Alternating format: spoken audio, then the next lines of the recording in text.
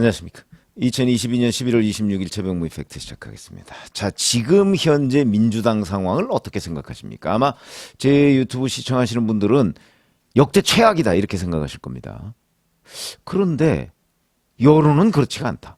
그럼 도대체 이건 뭐냐?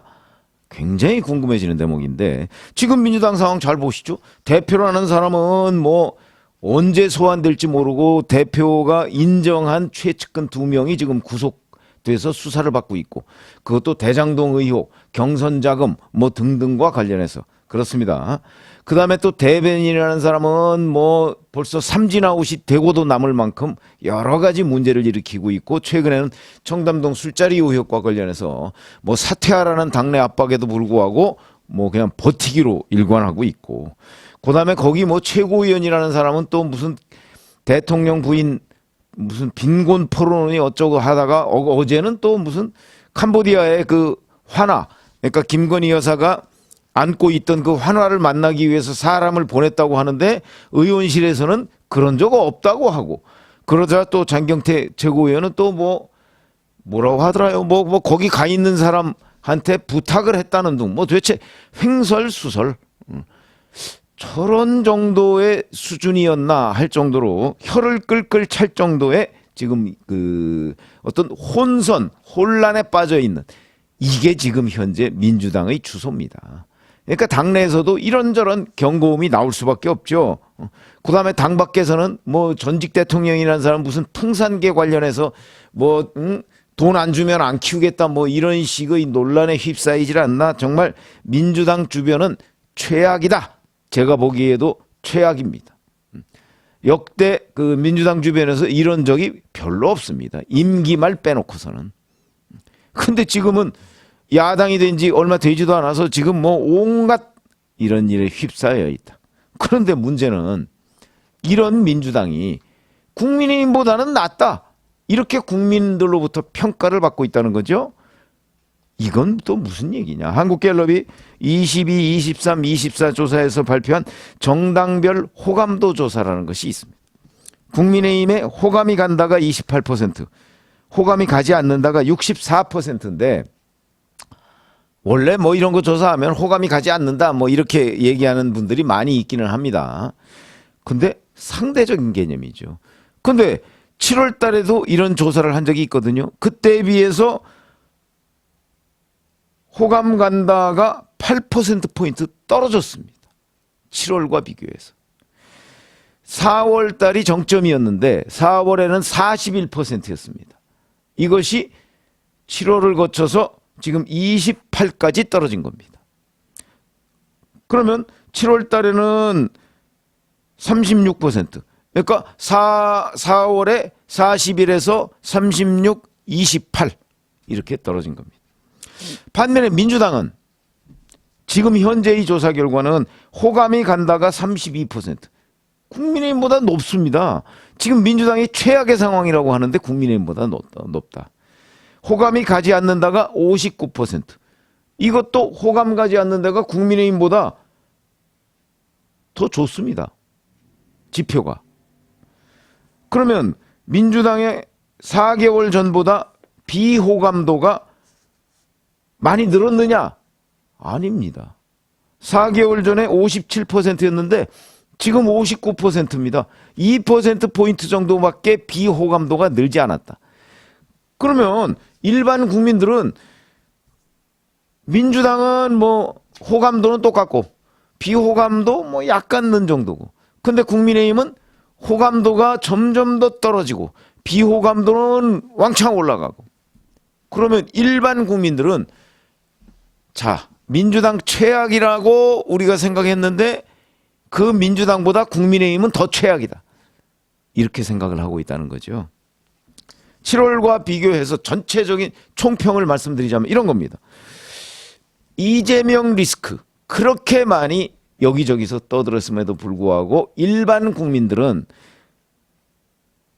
이거에 대해서 크게 생각하지 않는가 하는 의문이 들고 두 번째 윤석열 대통령과 국민의힘에 대한 비호감도는 크게 늘었다. 이게 전체적인 평가고 자 그러면 원인이 어디 있느냐? 제가 이거 말씀드리겠습니다. 원인은 거꾸로 뒤집으면 대책이 되는 거죠.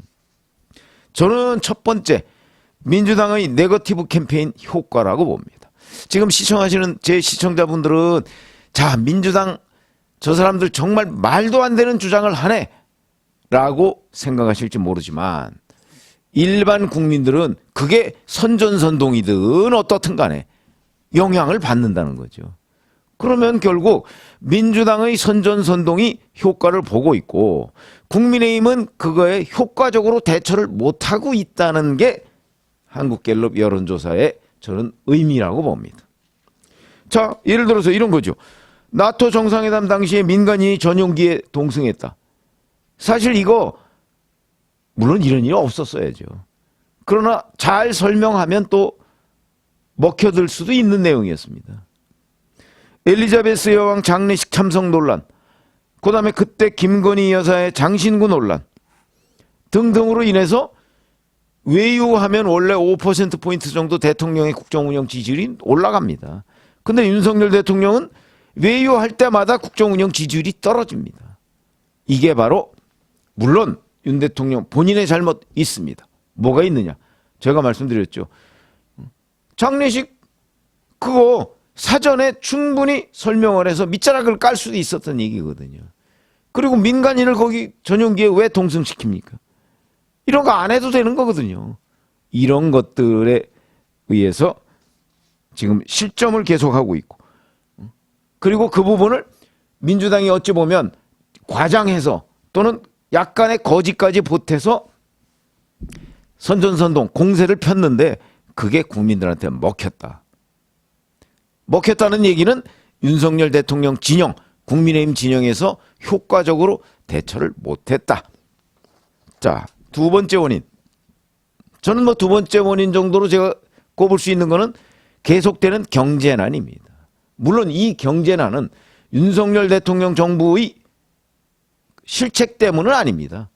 기본적으로는 전 세계적인 경기 침체 때문이죠. 왜냐하면 요새는 어느 한 나라가 자기들만 잘해서 그래서 뭐 경제 위기를 극복하고 이런 일은 없습니다. 지금은 정말 글로벌한 어떤 경제 시스템 내에서 움직일 수밖에 없거든요. 왜냐하면 특히 우리 같은 경우는 무역, 대외 무역 의존도가 워낙 높기 때문에 예를 들어서 전 세계가 경기가 침체가 됐는데 우리나라만 뭐 아주 효과적인 경제 대책을 마련해서 뭐 호황을 누리고 없습니다. 그런 거는.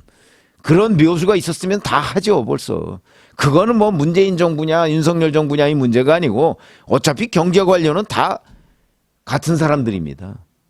그렇기 때문에 제가 보건대 이 계속되는 경제난은 어쩔 수 없는 현상이긴 하지만 그러나 뭐 최선을 다하는 수밖에 없죠. 왜냐하면 이 갤럽 조사에 보면 서울에서 비호감도가 65%, 인천 경기에서 69%, 이래서 전국 평균 64%보다 높습니다. 이게.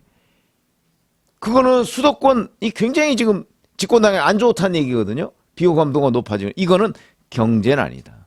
거기에는 뭐 주택난, 금리 인상, 그다음에 원달러 환율 뭐 이런 거, 취업난 이런 것들이 다 총체적으로 결합되어 있는 건데 그러나 뭐 전 세계적인 현상이라고 그래서 그런 무대책이다 이런 건 아니죠. 경제는 또 심리다. 뭐 이런 평가가 있기 때문에 여하튼 계속해서 여기는 최선을 다할 수밖에 없다. 그러나 원인으로 우리가 충분히 지적할 수 있는 대목이다. 그래서 저는 두 번째의 원인 정도로 꼽았습니다.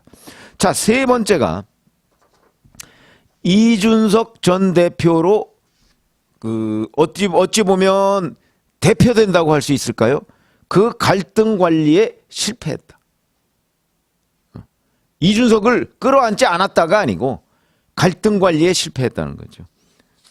이거는 무슨 얘기냐면 7월에 처음으로 이준석 전 대표를 징계했습니다. 제가 이때 무슨 얘기를 했었냐면 이건 정치적 해법을 찾아야 된다고 얘기를 했습니다. 그렇지 않으면 국면이 이준석 갈등 국면에서 그냥 다른 국면으로 바뀔 뿐이다. 제가 이렇게 말씀을 드린 적이 있는데 7월 윤리위원회 이준석 전 대표 징계를 한 이후에 계속해서 내리막입니다. 갤럽 조사에서 보면 우선 자, 그 영향이라고 우리가 평가할 만한 대목이 7월하고 11월하고 비교를 하면 남성층에서 7월에 36%였던 호감도가 26으로 줄었고요. 비호감도는 30대에서 73%, 40대에서 74%로 연령대별 최고를 기록합니다. 40대는 원래 민주당 지지층이 많으니까 그렇다 치고 30대는 그렇지 않았거든요. 그런데 30대에서도 이제 40대와 마찬가지의 거의 최고점의 비호감도를 기록했다는 사실이 이준석과의 갈등, 이 관리를 실패했다 하는 것이 되고요. 18, 29세에서도 7월에 37%였던 호감도가 19%로 줄었습니다. 반토막이 났습니다. 이것도 역시 그 갈등 관리의 실패다. 그러니까 어떤 식으로든 조기에 이걸 마무리하고 대안을 찾았어야 한다. 이 대안은 제가 나중에 말씀을 드리겠습니다. 자, 그 다음에 네 번째의 원인 정도로 꼽을 수 있는 것이 바로 이재명 수사에 대한 피로감, 그리고 적폐청산 부진, 뭐 이런 것들을 꼽을 수가 있습니다. 자, 여기에는 물론 문재인 전 대통령의 알박기 인사도 한몫하고 있습니다. 왜냐하면 지금 방송통신위원회 여전히 문재인 대통령이 임명한 한상혁 씨가 위원장을 지금 하고 있고요. 그래서 거기에서 제대로 방송을 관리하지 못합니다. 여전히 방송통신위원회는 정권교체가 안 돼 있습니다. 그러니까 지금 MBC, KBS 여전히 아무리 뭐 오보를 하고 그래도 제대로 제재가 안 됩니다. 김어준 씨 제재 안 됩니다. 방송통신위원회 정권교체가 안 돼 있으니까. 이런 것들. 국민권익위원회 여기도 정권교체가 안 돼 있습니다. 그러니까 뭐 청담동 술자리 그 거짓 가짜뉴스 제보자를 뭐 공익신고자로 지정할지 검토를 한다는 등 뭐 이따위의 보도자료가 나오고 있는 겁니다. 정권교체 안 된 영역이 꽤 있습니다 지금. 이런 것들은 바로 적폐청산이 제대로 안 되고 있고, 이재명 수사 뭐 한다고 뭐 계속 나오는데 아니 언제 구속됩니까? 뭐 이런 의문들이 많이 나오고 있죠. 이런 것들이 벌써 피로감에 젖어 있다. 이게 반영이 되는 건데 그걸 어떻게 알 수가 있냐면 비호감도가요 보수층에서 굉장히 높습니다. 비호감도가. 그거는 뭐 이재명 구속 뭐 이런 시원한 뉴스가 없는 겁니다. 이게 그나마 유동규 씨가 한 9월 정도 해서 10월에 이제 뭐 털어놓고, 요즘에는 이제 남욱 변호사가 지금 한참 진실을 털어놓고 있는 단계죠. 그리고 김만배 씨는 아직까지 미적미적거리고 있고, 뭐 이런 것들이 10월, 11월 정도에 겨우 지금 물꼬가 트였는데, 그리고 이재명 수사도 뭐 김용, 정진상 구속으로 좀 박차를 가하는 듯 싶고, 그런데 여전히 시원한 소식이 없다. 이런 것들이 영향을 미쳐서 보수층에서도 7월에 64% 정도 되는 그 호감도가 있었는데 지금은 이게 54로 줄었습니다. 보수층이라고 얘기하는 사람에서도. 그러면 요 10%포인트 정도, 이게 이재명 수사에 대한 피로감의 영역이라고 저는 봅니다.